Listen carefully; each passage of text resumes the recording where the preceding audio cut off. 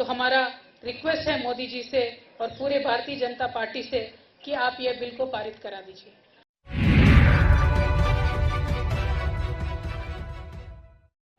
नमस्कार, इन खबर में आपका स्वागत है।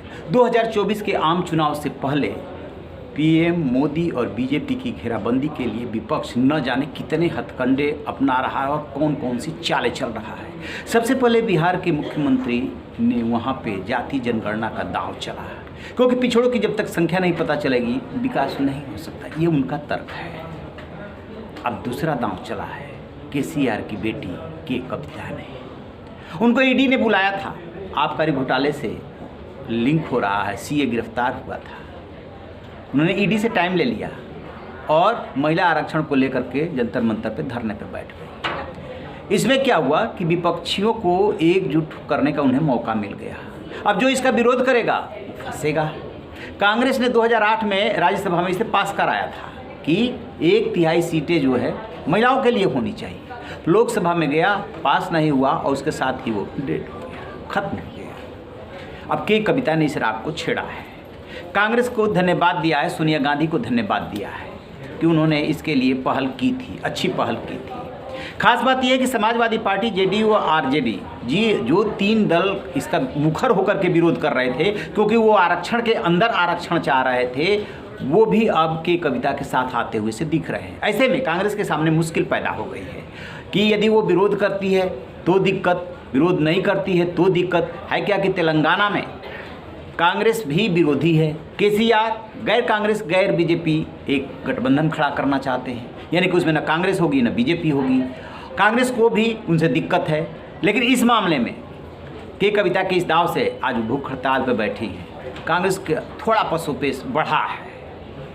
नीतीश कुमार ये बोल चुके हैं कि यदि देश में बीजेपी को हराना है तो कांग्रेस को साथ लाना होगा। बिना कांग्रेस के विपक्ष मजबूत नहीं हो सकता। तो अब आप मान के चलिए कि 2024 के आम चुनाव में 1 साल है, 1 साल से कम ही है। उससे पहले 2 दाव चले जा चुके। जाति जनगणना सिर्फ बिहार की बात नहीं है, समाजवादी पार्टी यूपी में भी मांग कर रही है और देश के अलग अलग कोने में भी मांग हो रही है। और अब जो है कि कविता ने उठा दिया है महिला आरक्षण का मुद्दा। महिला आरक्षण का मुद्दे पे न बीजेपी विरोध कर पाएगी, न कांग्रेस विरोध कर पाएगी, न कोई क्षेत्रीय दल विरोध कर पाएगा। जो 3 दल विरोध कर रहे थे वो भी आ गए हैं साथ। के कविता क्या कह रही है सुन लीजिए। Good afternoon, thank you everybody. सबको बहुत बहुत धन्यवाद। आज भारत जागृति से एक बहुत बढ़िया कार्यक्रम हमने लिया है, उसके बारे में बात करने के लिए, आप सबसे मिलने के लिए हमारे इनविटेशन पे इतने सारे लोग, हमारे मीडिया के भाई बहन आए हैं। अब सबका बहुत बहुत धन्यवाद करती हूँ। विमेन रिजर्वेशन बिल हमारे देश में इसका चर्चा तो काफी दिनों से हो रहा है, लेकिन after 1996 once it was tabled in Rajya Sabha, it could never pass in Lok Sabha. तब से लेके आज तक 27 years के बाद भी हम अभी सिर्फ चर्चा ही कर रहे हैं। पहले तो 1996 में एक बार राज्यसभा में पास हुआ, फिर वो लैप्स हो गया। 1998, 1999, 2008 रिपीटेडली विमेन्स रिजर्वेशन बिल को लाने का कोशिश हुआ है, लगातार अलग अलग सरकारों ने किया है।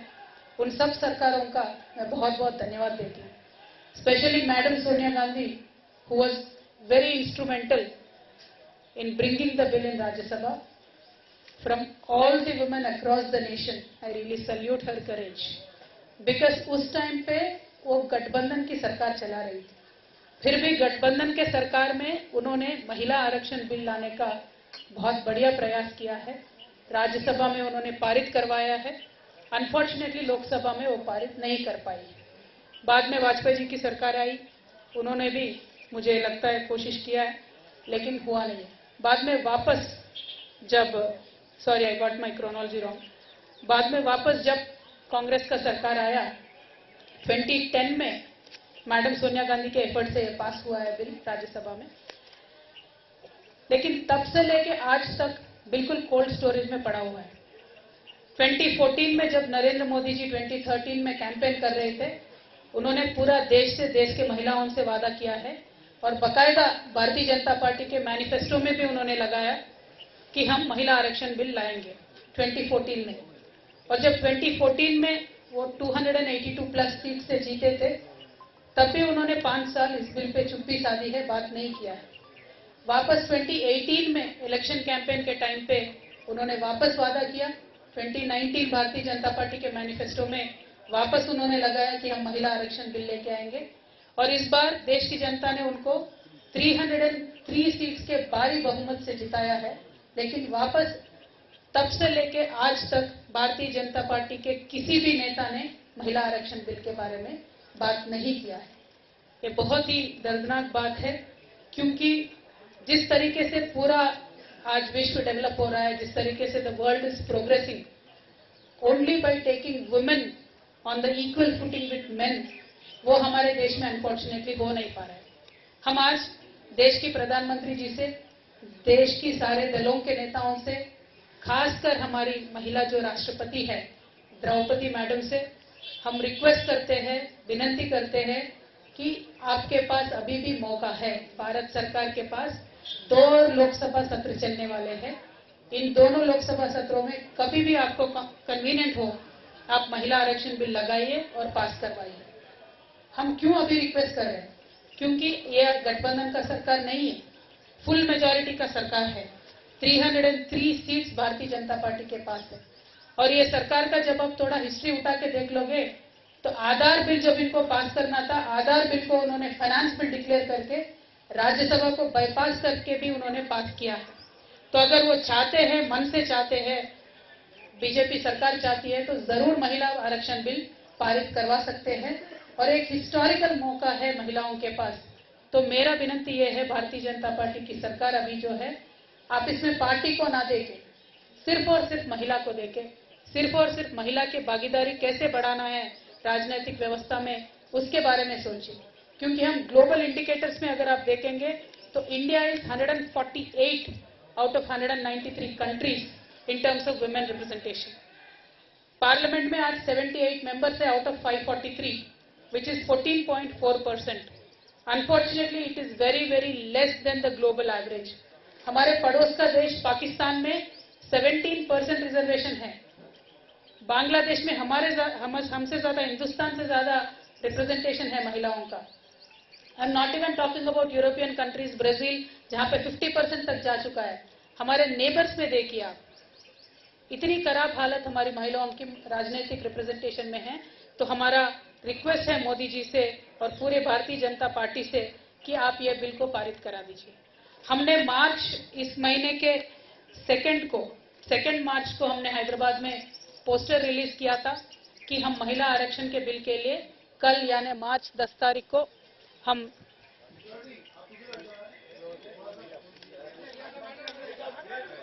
महिला आरक्षण बिल को पारित करने के लिए हमने दिल्ली में हंगर स्ट्राइक करने का डिसीजन लिया था। उसके बारे में हमने मार्च 2 को हैदराबाद में पोस्टर रिलीज किया है। And we have reached out to every political party. I am very happy and very thankful to approximately 18 political parties who have confirm their participation. तो कल 10 बजे सुबह येचुरी साहब के हाथों से इनॉग्रेशन होगा। उसी समय प्रियंका चतुर्वेदी जी शिवसेना से भी आएंगे और लगातार दिन भर 18 पॉलिटिकल पार्टीज के रिप्रेजेंटेटिव्स इसमें आएंगे। और जिन महिलाओं ने इस बिल को पारित करने के लिए, इस बिल को लाने के लिए हमसे पहले कोशिश किया है, उन सभी महिला नेताओं से भी हमने बात किया है और उनके ब्लेसिंग से ही हमने ये बिल को आगे ले जाने का हमने कोशिश किया है। देखिए, तो हमने 2 मार्च को पोस्टर रिलीज किया और 10 मार्च के दिन हम धरना देने वाले थे।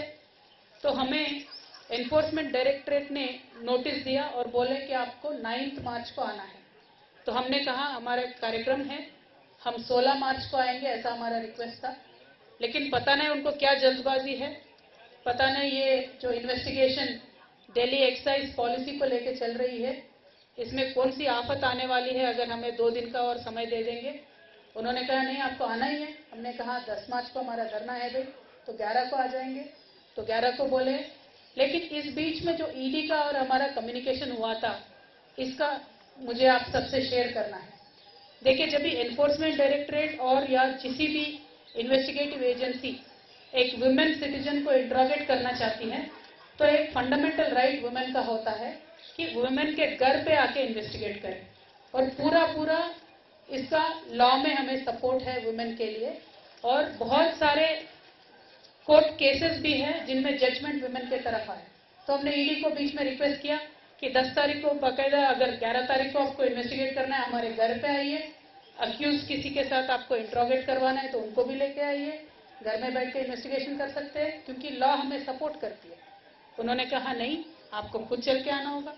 देखिए, मैं तो पॉलिटिकल लीडर हूं, लकीली बाय गॉड ब्लेसिंग पूरा पार्टी हमारे साथ है, हमारे पास साधन है तो हम पहुंच सकते हैं। लेकिन मैं मीडिया मित्रों से ये पूछना चाहती हूँ, कई आम महिला किसी गांव में है, कुछ इन्वेस्टिगेशन चल रहा है, तो इतना हमने कोविड के दौर में देखा है कि वीडियो कॉन्फ्रेंस से मेडिसिन भी पहुंच सकता है, डायग्नोसिस भी हो सकता है, तो इंटरोगेशन क्यों नहीं हो सकता है वीडियो कॉन्फ्रेंस से? हम जरूर इस मुद्दे को टेकअप करेंगे। हिंदुस्तान में एक रेवोल्यूशनरी स्कीम आना चाहिए। When police or any directorate or any agency wants to interrogate women, there should be a facility to be done by a video conference. इसके लिए हम आगे भी जाएंगे, सुप्रीम कोर्ट में हर जगह भी जाएंगे। It is not about me. It is for every common woman in this country. I want to take up this issue and we will further take up the issue.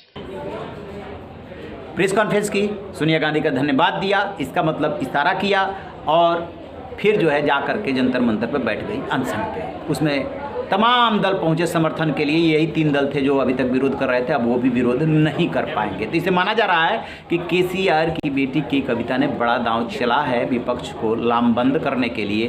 अभी जब मनीष सिसोदिया की गिरफ्तारी हुई तो हर कोने से विरोध किया गया और तमाम मुख्यमंत्रियों ने चिट्ठी लिखे। विपक्ष इसको भी लेकर के यूनाइट हो रहा है। उसे ऐसा लग रहा है कि यदि अब यूनाइट नहीं हुए तो एक एक करके सबका नंबर आएगा।